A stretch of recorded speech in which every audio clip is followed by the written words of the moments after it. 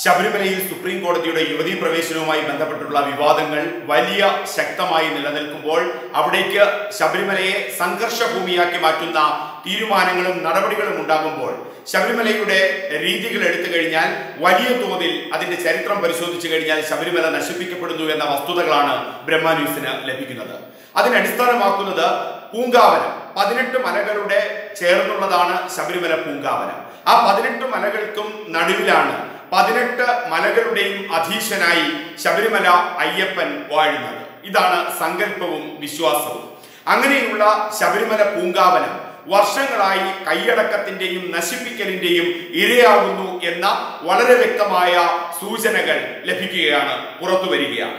18 മലകൾ ചേർന്നിട്ടുള്ള പൂങ്കാവനമാണ് ശബരിമല അയ്യപ്പനും അയ്യപ്പന്റെ വാസസ്ഥലവും ശബരിമല പൂങ്കാവനവും.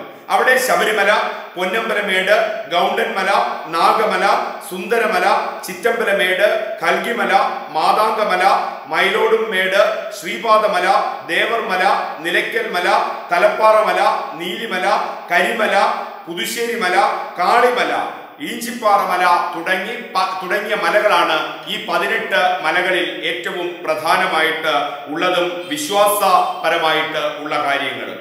ഇത് വളരെ വിശ്വാസപരമായിരുന്നു ചരിത്രത്തിൽ. ഈ 18 മലകൾ ഓരോ മലയും ഓരോ ദൈവസങ്കല്പത്തിലാണ് നിലനിന്നിരുന്നത്. അങ്ങനെ ഹൈന്ദവരുടെ വിശ്വാസവുമായി ബന്ധപ്പെട്ട് 18 മലകൾക്ക് 18 ദൈവങ്ങൾ ഉണ്ടായിരുന്നു. ഈ 18 ദൈവങ്ങളും കാത്തുരക്ഷിക്കുന്ന 18 മലകളുടെ അധിപൻ, ആ 18 മലകൾക്കും നടുവിലാണ് അയ്യപ്പൻ വസിക്കുന്നത്, അയ്യപ്പൻ കുടികൊള്ളുന്നത്. ഇതാണ് ശബരിമലയുടെ ഈശ്വര സങ്കല്പം. ഈ 18 മലമുകളിലും ക്ഷേത്രങ്ങൾ ഉണ്ടായിരുന്നു.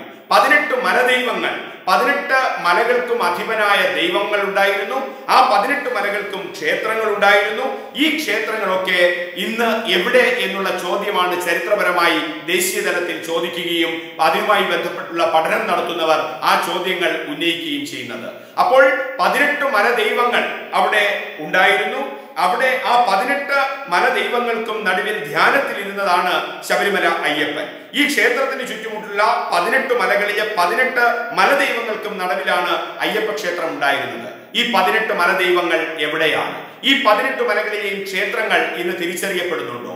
ഈ 18 മലകളിലും ക്ഷേത്രങ്ങളിലും കൃത്യമായ പൂജാവിധികൾ നടക്കുന്നുണ്ടോ? ആ ക്ഷേത്രങ്ങളുടെ അവസ്ഥ എന്താണ്? ഇവിടെ വളരെ കൃത്യമായി നാം പരിശോധിച്ചു കഴിഞ്ഞാൽ ഇതുമായി ബന്ധപ്പെട്ട് പഠനങ്ങൾ നടത്തുന്നവർ വളരെ കൃത്യമായി കണക്കാക്കുന്നുണ്ട് ഈ 18 മലകളുടെ അവസ്ഥ. ഇന്ന് അവിടെ എത്ര ക്ഷേത്രങ്ങളുണ്ട് ഈ 18 മലകളുമായി ബന്ധപ്പെട്ട്? അപ്പോൾ ക്ഷേത്രങ്ങൾ 18 മലയിലെയും ക്ഷേത്രങ്ങൾ നശിപ്പിക്കപ്പെടുകയോ അല്ലെങ്കിൽ അത് വളരാതിരിക്കാനോ ബോധപൂർവമായ ശ്രമം എവിടെയൊക്കെയോ നടക്കുന്നുണ്ട്. ഈ 18 മലകളും കയറി 18 അവസ്ഥകളിലൂടെ പോയി 18 ക്ഷേത്ര ദർശനം നടത്തി അതിന്റെ മൂലസ്ഥാനത്തുള്ള നടുവിലുള്ള അതിന്റെ അധിപനായ അയ്യപ്പനെ ദർശിക്കുന്നു എന്നുള്ളതാണ് ആ പൂങ്കാവനത്തിന്റെ തീർത്ഥാടന സങ്കല്പം. ഇതൊക്കെ നശിപ്പിക്കപ്പെടുകയും അവിടേക്ക് തീർത്ഥാടകരെ എത്തിക്കാതിരിക്കാനും ഒക്കെ വരുന്നതിന്റെ പിന്നിൽ ചില ലോബിയിസം ഉണ്ടെന്നും വലിയ തോതിൽ പണം ഒഴുകുന്നുണ്ടെന്നും ചരിത്രം പഠിക്കുന്ന ശബരിമല ചരിത്രം പഠിക്കുന്നവർ വ്യക്തമാക്കുന്നു. ഇന്ന് ആ പഠിതാക്കൾ വളരെ കൃത്യമായി ഉന്നയിക്കുന്ന ചോദ്യമാണ് വിശുദ്ധമായ ഈ 18 മലകൾ, ഈ 18 മലദൈവങ്ങൾ, ഈ 18 മലകൾക്കും കുടികൊള്ളുന്ന ക്ഷേത്രങ്ങൾ എവിടെയാണ് എന്നുള്ള ചോദ്യം. ബഹുഭൂരിപക്ഷവും തകർക്കപ്പെട്ടു കഴിഞ്ഞിരിക്കുന്നു. 1, 2, 3 മലദൈവങ്ങളും മലക്ഷേത്രങ്ങളും അവിടെയുണ്ട്. അതുപോലും നശിപ്പിക്കപ്പെടാനുള്ള സാഹചര്യത്തിലാണ് നിലനിൽക്കുന്നത്. ഇതൊക്കെയാണ് ചരിത്ര സാഹചര്യം ആയിരിക്കെയാണ് ശബരിമല അവിടെ തകർക്കപ്പെടാനും ശബരിമല വക്രീകരിക്കപ്പെടാനും തീർത്ഥാടകർക്ക് വിലക്കേർപ്പെടുത്താനും തീർത്ഥാടകരുടെ സ്വൈരം നഷ്ടപ്പിക്കുന്ന തരത്തിലേക്ക് അന്തരീക്ഷം മാറുമ്പോൾ ശബരിമലയും അപകടത്തിന്റെ സ്ഥിതിയിലാണെന്ന് ചൂണ്ടിക്കാണിക്കുകയാണ് ചരിത്ര വിദ്യാർത്ഥികൾ. ഹൈന്ദവ തീർത്ഥാടന കേന്ദ്രങ്ങളെ കുറിച്ച് പഠിക്കുന്ന ഈ രംഗത്ത് വളരെ ശോഭിക്കുന്ന പ്രമുഖരൊക്കെയും ബ്രഹ്മന്യൂസിനോട് ഇപ്പോൾ ബ്രഹ്മന്യൂസ് പ്രേക്ഷകരോട് പങ്കുവയ്ക്കുന്ന വിവരങ്ങൾ ആശങ്കയായി അറിയിക്കുകയാണ്.